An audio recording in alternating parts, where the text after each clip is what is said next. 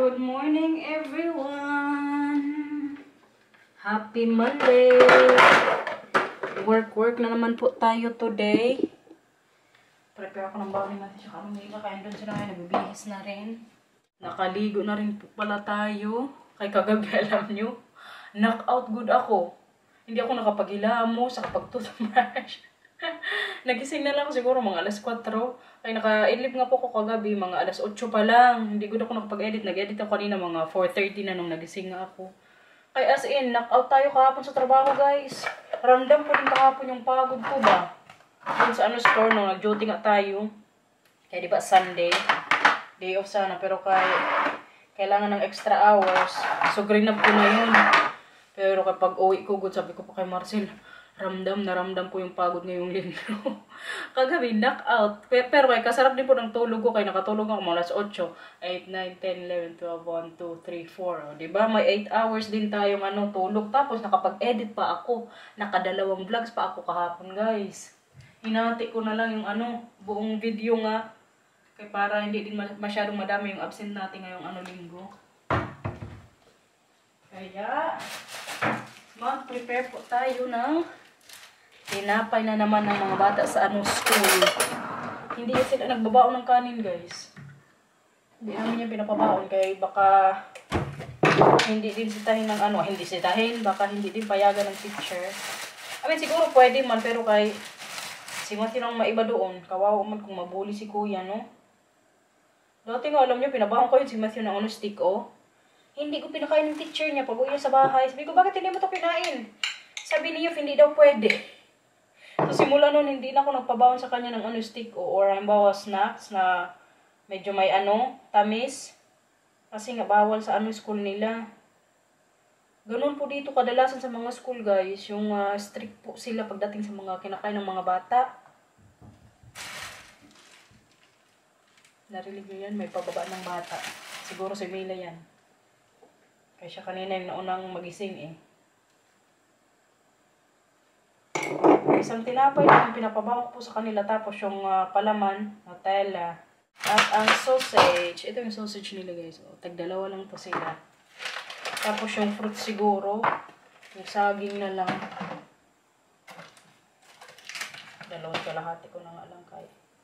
May natira pang isa. Hila, guys. Or si kuya siguro po. Tingnan niyo. Work po tayo ngayon sa office. Bukas makapag-day off din sa wakas. Grabe itong baon ni Matita Camila. Uy, grabe kaluma na.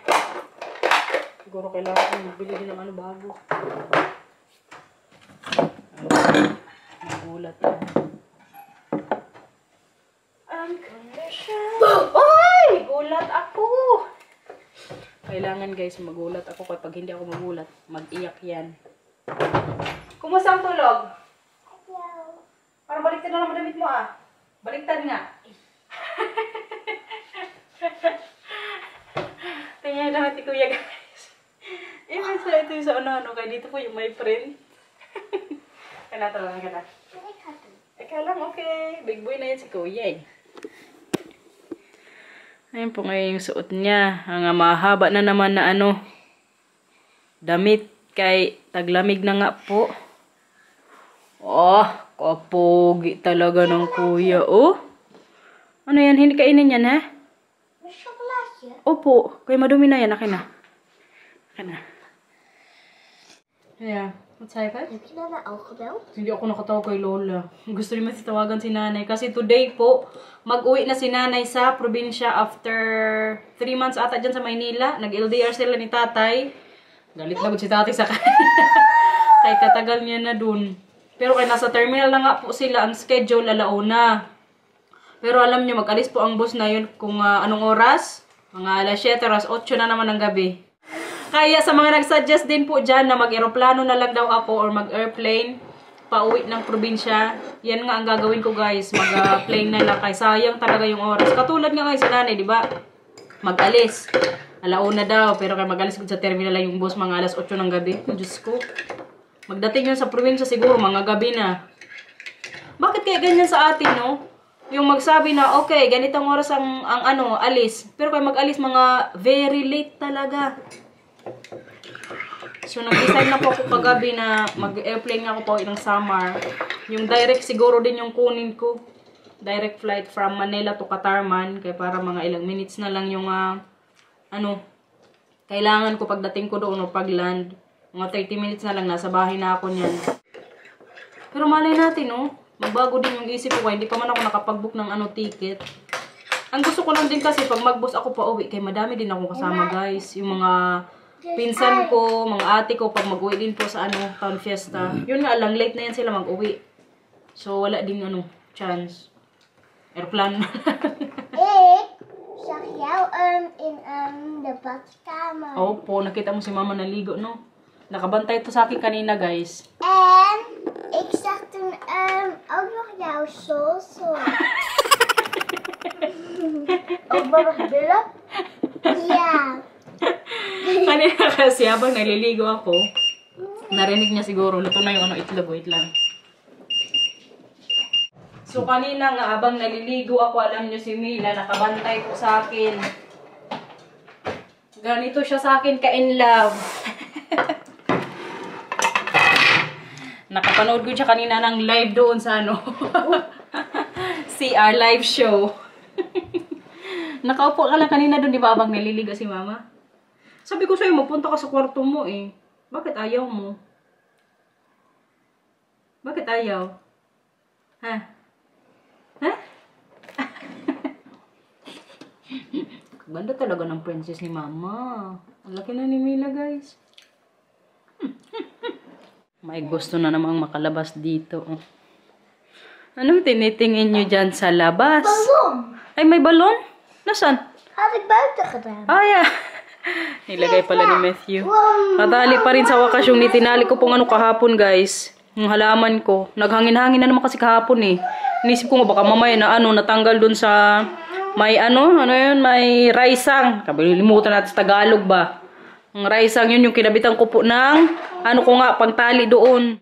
May oras pa kaya maglaro-laro muna tong dalawa dito. Naka-ready na yan sila magpasok sa school, guys. Si Mila, yan po ngayon yung suot niya. Diba? Ang tali niya ngayon, alam nyo, ganyan lang. Kasi, ginagaya niya si Liana. Ganyan din kasi yung tali ni Liana. Diba, Mila? Bakit ganyan yung gusto mong tali? Omdat Liana heeft dat ook. Opo, ganyan din tali ni Liana, no? Kahaba na ng buhok ni Mila, guys. Kuya, patingin ko yan ng mo. Ng mukha.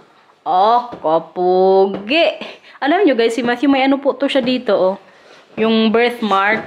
Maglabas yan kapag mag-iyak yan siya o nasaktan. Magpula good yan dito masyado. Natakot nga ako noon dati nung pinanganak ko to siya kay halatang halata po talaga yung dito, Halika. Tingnan natin kung makita nyo. Ayan guys. Kita nyo yan yung dito nyo, Buti na lang din, hindi talaga siya masyado ding pulang-pula. Pag pag nasaktan nga o pag makiiyak ko siya, medyo maglabas. Pero kung normal days lang, hindi siya masyadong halata. Halig nga daw yan ng anghel, ang sabi ng mga matatanda. Yun yung sabi sa akin ni nanay. Ang tip pagod sa akin dati ni nanay, sabi niya, laway-lawayan mo lang, dilaan mo daw para mawala. Dinilaan ko good yan si Maria. Nung baby pa, kaya para mawala nga yung birthmark niya. Wala good yung pamahiin lang sa atin, ganyan-ganyan. Magpasok na naman po yung mga bata. Bye! Maglagay muna ako ng magasin dito bago umalis ko para mamay pagka-out ko, agoy. Nahugasan na. Tanggalin ko na ito mamaya pagka-out natin sa trabaho. Medyo madami na rin ito dito Si Stephanie pala ngayon, work from home siya. Kadilim naman natin. Dito kung kayo ilagay. Kaya mag-isa na naman po ako mamaya doon sa office. Just okay lang. Basta may music lang. Pwede na.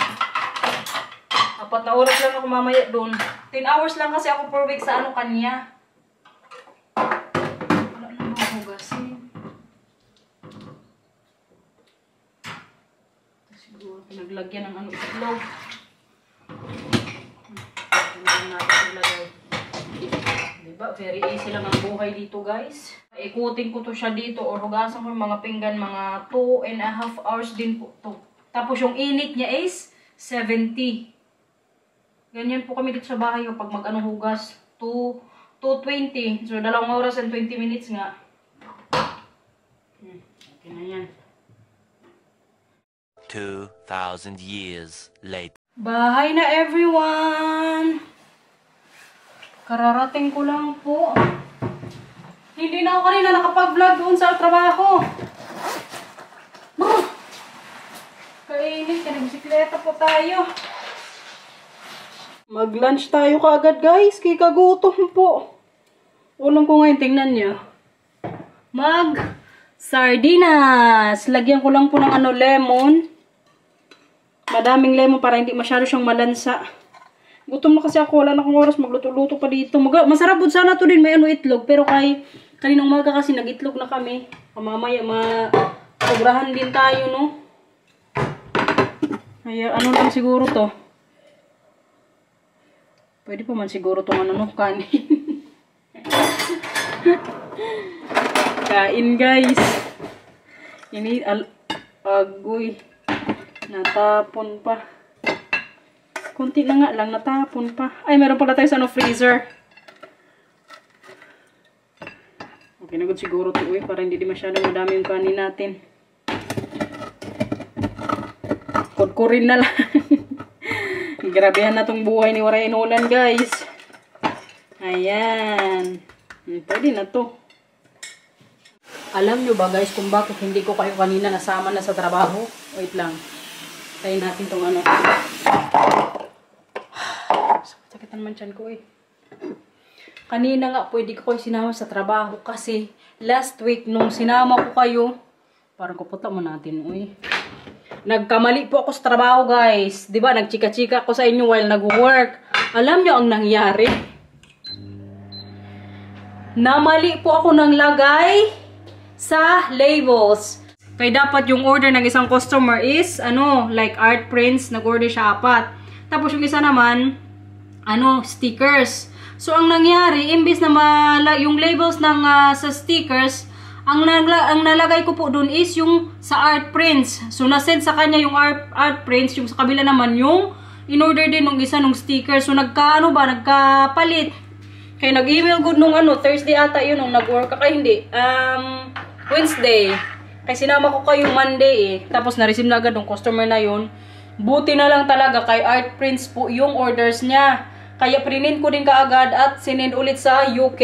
Kaya kanina inisip ko, hindi ko na kayo dalhin kay magkamali-mali na naman tayo. Ayan, mainit na ang ating kanin.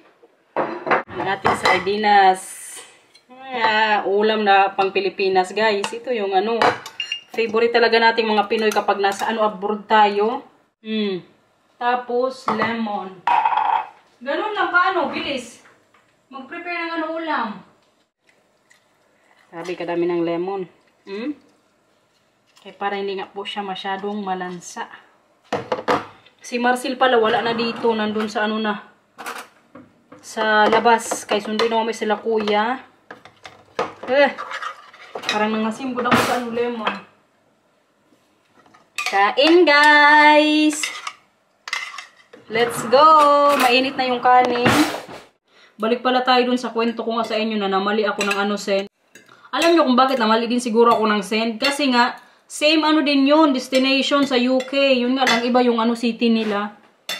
Buti na lang kasi Stephanie po, hindi sa akin chinarge yung ganyan. Pero alam nyo guys, dito sa Netherlands, pag ganyan po na nagkakamali kayo ng send or kahit sa store, may nangyari kasi sa akin dati na nakalimutan kong i-punch yung yung items. Hindi ko sa amin i-charge na mga nasa kahera. Sa Pilipinas nung nagka-share ako sa sa SM Supermarket dyan sa Makati, ma-charge good sa'yo yung na yan, yung amount kung ma-short ka.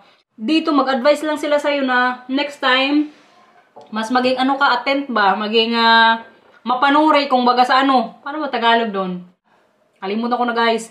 Basta yun lang po yung sinasabi sa inyo dito o sasabihin sa inyo ng amo nyo once na nagkamali kayo na mas pagbutihin mo sa susunod. Pero hindi po kayo i-charge niyan. Ay, pag mga ganyan kasi, charge yan kagad sa ano eh. Mga cashier or kung saan ka man go-work, no? Karami kong experience ng ganyan, oy. Kaya nag-work din ako dati sa Nissan, rent a car. Pag may ano po, may sablay, halimbawa yung pickup hindi nakuha kasi nagkamali ka din ng address.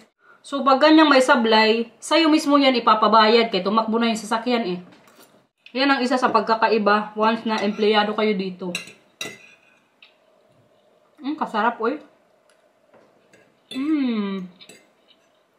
Kung hindi ako kanina nag-itlog, nilagyan ko sana to. Sarapin to, may itlog eh.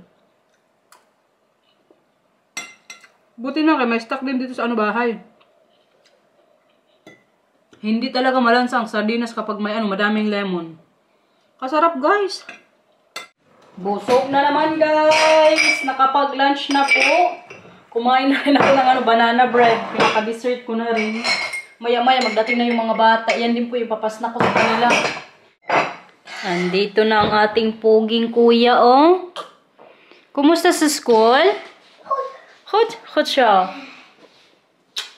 Now in banana cake. Gusto mo banana bread? Anong ginawa nyo kanina sa school? Buti na, hindi ka na nagdala ng ano, kaklase dito. We hebben de hoofdletter E. Letter E? Ja, Sige, magbigay ka nga ng words. Sa letter na yan. kijk. Ano yan? Zou ik laten zien hoe je die moet schrijven? Sige nga, pakita si mama kung paano isulat. Natutunan niya kaninang ano letra sa school, guys. Oh, letter E. Kijk, dat is deze. Oh, magbigay ka ng word. Magbigay ng word. Sa letrang yan. Maar moet ik die ook gaan schrijven? Hindi, sabihin mo lang kay mama. May nakita siyang anong kakilala niya. Sige na, magbigay ka lang ng ano, ng word kay mama. Ik. Ja, goed siya. Zo schrijf je het als je bent nog met de hoofdletter E. Opo, kagaling naman ng kuya na yun magsulat. Pakita mo sa kanila, kuya, akin na.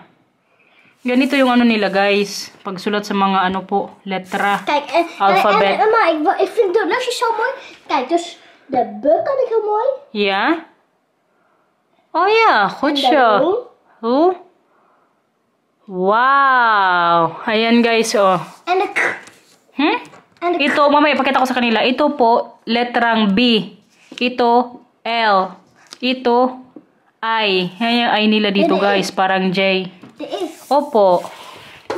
En kijk, en zo. Goed zo, kuya. Nou, kijk, ik zie dat Mila die ontploft. Die heeft Mila weer bij. Hala, parang mananalo ka na En naman. Mila heeft nog een bijgel gewoon gekregen. Again? Ik heb heel veel pech, jij hebt heel veel pech. Parang si Mila na naman yung mananalo dito. Oh nee, mama. Ako na? Nou, de ballon is op. Oh, nee. Sino na? Si Mila, di ba? Nee, ik hè. Ay, si Kuya na Mila. Nee, maar deze mama. Ah, eindelijk. Die had ik echt nodig. Oh. Oh, si Mila na. Ikaw na, Mila. Ha? Oh, Mila, kijk, je hebt al allemaal ballonnen. Dus dat is niet. Dus kijk, dus nou gaat hij door naar mama. Dus nou mag mama de ballon erbij doen. Oh, ja? Ja. Oh. Zeg maar dankjewel tegen Mila. Dankjewel. En mama, en kijk, dus nou mag je nog een keertje eventjes wat gaan pakken. Ano po? Nou mag je nog eentje gaan pakken. Ako? Ja. Wat? Kijk maar. Ngayon, ano namin guys, laro. Hindi ko kasi sila ngayon ipag-TV. Mila, pasok Pag si mo. Marcel po yung ano, nagbabantay sa kanila, pag-out niya nila sa school, panoorin niya sila ng ano, Mama. TV sa Disney. Mama. Or mga movies. Ako na? Ja. Green. Ja, heb je niet. Nee. Isa lang, Mila, Mila. nee, pak maar eventjes niet. Opo, magantay ka pag sa'yo na. Sa'yo na yan, kuya. Geel. Ja, die heb ik niet. Oh, si Mila na. Geel. Alam nyo guys, ang madalas pong manalo sa larong ito si Mila. Ito yung nalalaro namin pag bakasyon din eh. Dan lachen we heel van. Hala, matatanggal ang teeth mo? Hier en hier. Nee, Ja, deze. niet. En deze. Hier? Hier, in de hoek. Di. Ah ja. Hubungin na din si Matthew dito sa Mama, heb jij al geweest? Opo, tapos na ako. Ikaw na. O, hindi pa. Tapos na ako. Wala akong ano eh. Yun ba yung green sa akin? Nee, deze. Oh. So, ikaw na. May nagbahog guys ng banana bread. Nakaubos na gud sila ng tag-isa. Ngayon, natira na lang sa na-bake po natin kahapon. Kunti na. Pero ko si Marcel ng isang slice. Ubos din kaagad today. Wacht op jou hoor. Pa? Wacht op jou. Okay. Naglalaro pa rin po kami ngayon ng cards. So, ito na yung ano niya, snacks. Second round. Ashley, please. Second. Yeah, second. Ashley, please. Maar ik weet wat second is. Ano man? Ga je maar vast. Ano po? Seconde. Second, nee. Second is pangalawa. Ja. Tweede. Banana cake. Ano yun? Oh, Masarap ng maar in ubusan. het Engels is second wel seconde. Yeah, seconds is secondo. Ano yan? Happy ng bata na yan? Wie is- Happy na? Oh, ik ben. Nou wordt het voor mij regenboogballon. Kalap naman ng bibig. Nou wordt het voor Mila. Sabihin mo sa kanila anong ginawa mo kanina kay kuya. Nou wordt het voor... Wacht. Sa utot. Oh ja, natuurlijk. Ik ben naar buiten gegaan naar binnen roken. May umutot po kanina dito. Sabi ko, sino umutot? Sabi ni Matthew, hindi ako mama, maniwala ka sa akin. Tapos sabi ko, baka si Mila, inamoy nga niyang puwet. Sabi niya, breh! Kaya sa tawang-tawa. Brood. Mama, voor jou? Rood. Rood? Okay. Magpansit na tayo, guys! Pagkatapos lang na maglagay nila Matthew tsaka Mila. Alam niyo tong ano ko, machine ko sa pang-bake. Hindi ba sinabi ko nga sa inyo, all-in-one na to siya. For the first time, ngayon ko pa lang din po to siya gagamitin na yung pang-slice. Kaya para pag ganito magpansit, hindi na ako magtad-tad-tad ng carrots. So itatry ko po to siya ngayon for the first time, guys. Pakita ko sa inyo, kaya curious din ako eh. Kung maganda yung niya, hati. Di ba very handy siya? Kasi nga na all-in-one. Lalong-lalo na sa darating na birthday ni Matthew, yung mga sibuyas, lasuna. Lagay ko lang yan dito. Siguro na yan, wait lang. Magsarili na to siyang pino-pino ba? Try natin. Very first time ko to ha, hindi ko po alam kung ano maging resulta.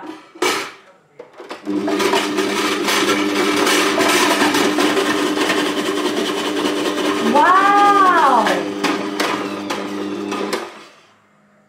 Hala guys! Very siya! Ayan oh! Wow! Para sa pansit po natin. Oh, I know now how to use it, babe. This is... You were never very happy with the machine. This is my first time to use this. It's very expensive. Ngayon ko lang kasi ito nagamit talaga eh. So ngayon ko lang din ito ma-appreciate itong mga pang-slice ko nga. Hala, grabe ka sharp niya guys. Ayan oh. Uy, grabe niya ka sharp. Bongga. Grabe, ka-easy ng buhay ko na ngayon kapag magpansit. Very sakto good yung niya, yung hiwa. Ganito yung gusto ko sa pansit. Try ko nga kung din. Pang natin, beans. Kung pwede din to siya, guys. Pero kahit tanggalan ko lang yung ulo-ulo niya. Try nga natin to. Ignorante tayo.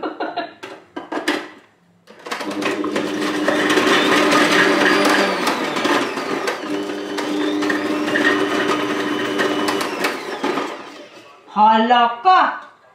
Grabe ka, perfect! I love it!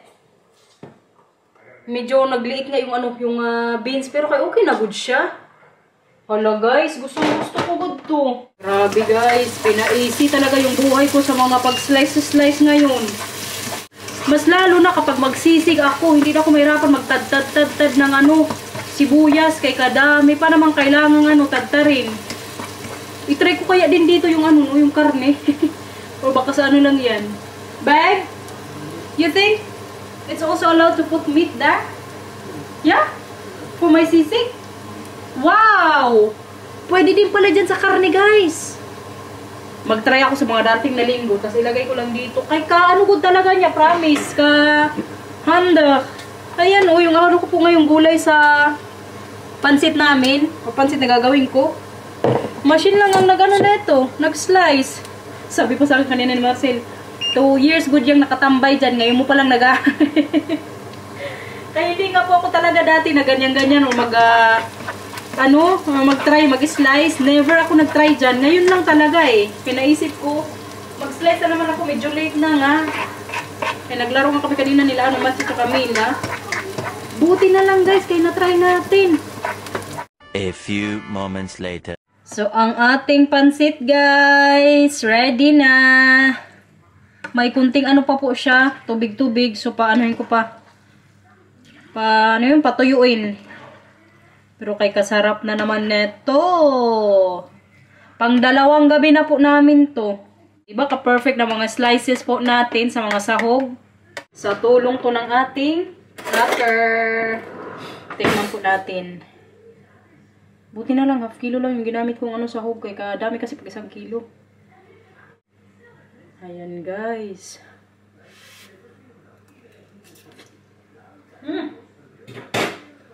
Ano?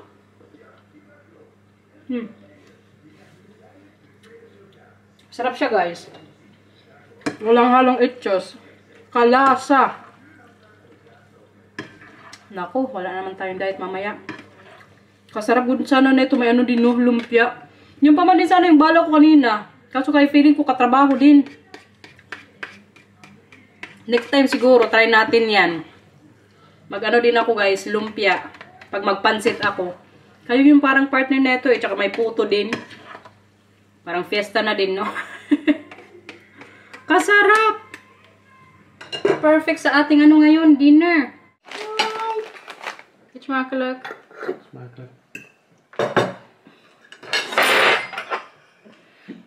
Ayan.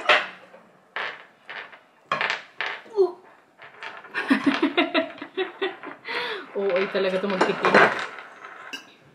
Sarap. Yummy, sure. So, nilagyan ko rin kasi ng lemon. Sabi niya, zure daw. Kalimutan kong maglagay ng itlog. Ay, magluto. Gusto kasi ni Marcel, pag may pansit, may itlog. Next time, I will make lumpia.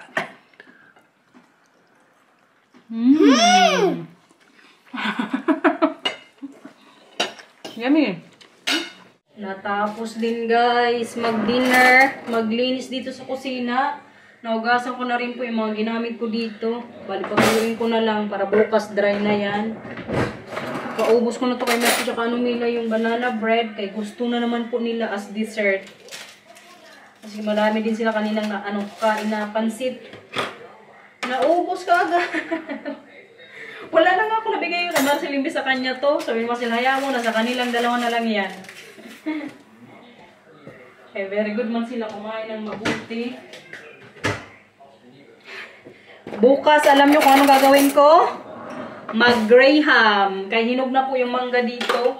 Yan naman bukas yung gagawin nating dessert dito sa bahay. So, i-end ko na po yung vlog. Kaya manood na kami ni Marcel ng balita. Bigay ko sa mga bata. Sana nag-enjoy po kayo sa vlog today. Please like and subscribe. Bye-bye guys. Thank you for watching. Bye-bye po.